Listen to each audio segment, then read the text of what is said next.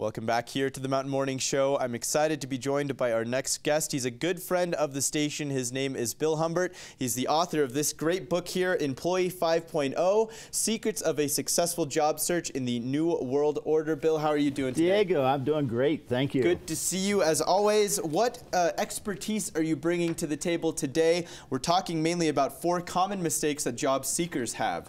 We've talked about the employer side of things for the last couple times. Now we're talking about someone who's looking for employment. Yes, I'm a candidate whisperer. I work with people on both sides of the desk. I work with companies trying to find people. Then I also work with the people who are trying to find jobs. So let's talk about the most common mistake that job seekers make when they're finding new jobs and how that impacts them.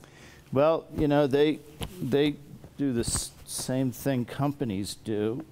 They look for the easy button. The easy button. We had the easy button last time, and for some reason we couldn't find it. We couldn't find it. And just, you know, Staples was good enough to give us the easy button, but then they took it away. They're not in any of their ads anymore. So candidates look for them too. It's gone now. It's gone. So then what they do, part of the easy button thing is they believe in technology.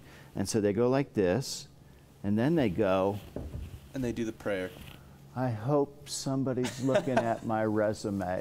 But that's not good. I mean, what is that going to do for you if you post and don't do anything? No follow-up to that or anything. So you're saying the most common mistake is posting for a job online, finding a job online, and then just praying and hoping that you're going to get a response. Just hoping and praying. And the problem is, unfortunately, many companies, especially the larger companies, the least experienced person is looking in the applicant tracking system.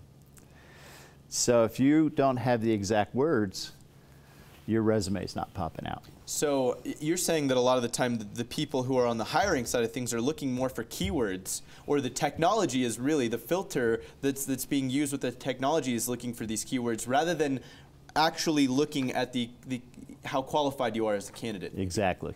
Wow.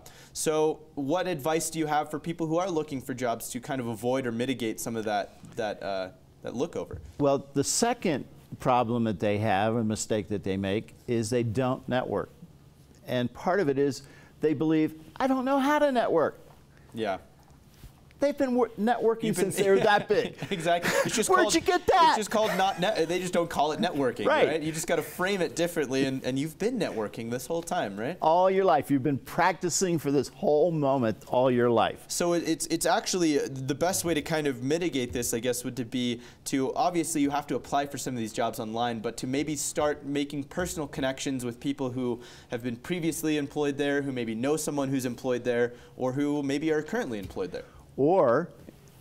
And people that you know who know people. I see. So we all know a much wider group of people than we think we know. Absolutely, yeah. You know, if your kids play soccer, you're on the sidelines with everybody from janitors to executives. Absolutely. Because the kids are out there playing soccer. And I think a really good statistic here, it just proves, and it proves the point here, 74 to 76% of all jobs are filled through networking. That's true, and it's been over the last 45 years. That's a metric that the career transition industry uses. That's a very steady statistic that goes over the course of almost half of a century. Right. That's a proven statistic then. So obviously networking is one of the biggest things you need to do. These seem not very big deals though, so there's got to be something bigger than that really kind of is really bad for job seekers, something that maybe will get them blacklisted, I guess you could say. Yeah, you know, there's no official blacklist out there. I have stories. I had a huge contract with MCI back in '93, so this is before posting and praying. And the VP of commercial billing was Steve Brandenburg, and he was an amazing, very talented VP. And what he did was just let me do my thing. I had to have a minimum of 120 IT professionals in Cedar Rapids, Iowa, hired in 12 months. Wow. That's a lot. Yeah, that's a lot of people. Yeah. And we had to relocate almost 100 of them. Wow. So we had this one fellow that was very talented over the phone, my phone screen. He came to the interview drunk. That's alcohol smelling drunk. This seems like common sense. Absolutely. Why would you ever show up to an interview completely drunk? That's horrible. And since we were moving families, we brought their spouses. Wow. And so the realtor picked up the spouse for a tour of Cedar Rapids. The spouse was drunk. Wow. Also. Wow. Blacklist. That's one you remember for sure. That's one where you can easily say as a recruiter, as someone who's hiring on, a hiring manager, that's an easy pass there. You can just toss aside that resume pretty quick there. That's right. That's right. I've had other times, I had one fellow that was interviewing at a company that was very professional, and it was in rural Virginia along I-81 near the Blue Ridge Parkway. Okay.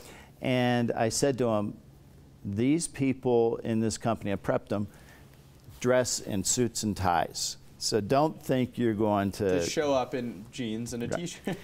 Well, he didn't show up in jeans and a t-shirt, but he also didn't have a tie and a jacket on. He was dressed so casually. It was business casual, but he was dressed casually.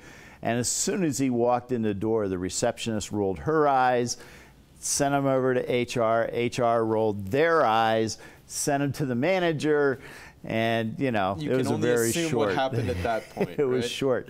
And I called him after, and I said, I told you to get dressed up. And he goes, I didn't think they're going to be that dressed up. Well, when I tell you to get dressed up, maybe you should get dressed up. Right.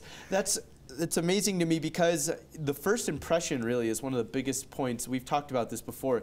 The first initial impression that you make with an employer, maybe the final thing that decides whether you're going to get the job or not. So that's really, really a big deal. Especially if the competition is really close. Absolutely. Then it may come down to that first instinctual, they're all just as qualified as each other, but instinctually I feel that this person fits the job better than the other.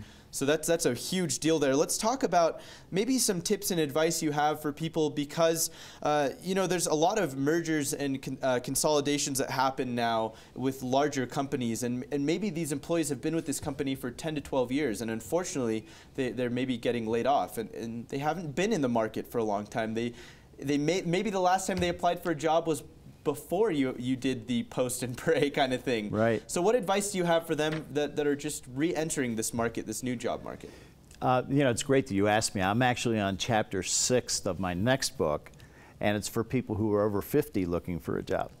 And it's a little bit different perspective, because it's exactly what you said. They've been working, they've got maybe 20 years of experience, sometimes with the same company, and then they get laid off, and it just feels like the world's ending. Well, that could be a very hard thing. Exactly. As you said, 20 years with the company, that's a very stable feeling after 20 years of having something to go to every day.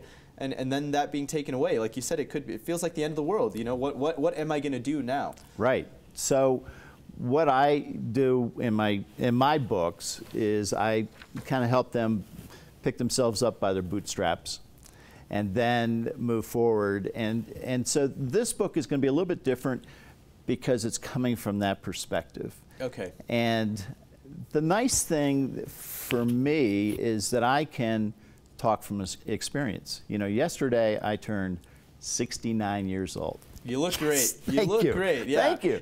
There was such heavy betting I wouldn't see 21. I celebrate them all. Right now, becoming an author, becoming a speaker, I'm in the process of rebuilding or creating a new me. Rebranding, really. Rebranding. Yeah. And I'm going out and doing it. So I know how to advise these people because I know what I'm facing when I'm going out and trying to change who I am. Recruiting is fun for me, and I will do it forever. Working with career transition is fun for me, but this is the way, and speaking, that I can duplicate all my efforts. Duplicate all that. So you're working on chapter 6 right now. When can we expect that next book from you, Bill? Maybe next fall. Next fall. Depends on how backed up my publisher is. Okay. Well, sounds good. Get busy, publisher. We need that next book for sure. Let's talk about this book, though. It is in stores right now. You can get this right now. And what other talks do you have going on as well? Do you have any public speaking events coming up? I do have about 4 or 5 webinars every month. Okay. It's towards the recruiting side of things. I do have one on Employee 5.0 in September. Excellent. And I have a couple of personal appearances that we're talking to companies and looking forward to maybe getting started on. Awesome. And Bill, where can people pick up this book, and where can they keep up to date with everything that the Recruiter Guy is up to? Well, just follow me on social media at RecruiterGuy81 and on LinkedIn. So feel free to find me on LinkedIn. I'm easy to find. LinkedIn.com/in/RecruiterGuy and RecruiterGuy.com. Perfect. Bill, thank you so much, as always, bringing in some really great advice and expertise here. For all those who may be looking for a new job, as we said, do not trust technology to be your best friend. Yeah, it may help you along the way, but ultimately it comes right back down to the traditional way of finding a job, networking. It's all about hitting the streets out there and shaking hands and making connections through that way. So Bill, thanks again so much for joining us here. We look forward to you again here on the Mountain Morning Show. We're going to take a very quick commercial break. We'll be right back. Don't go anywhere.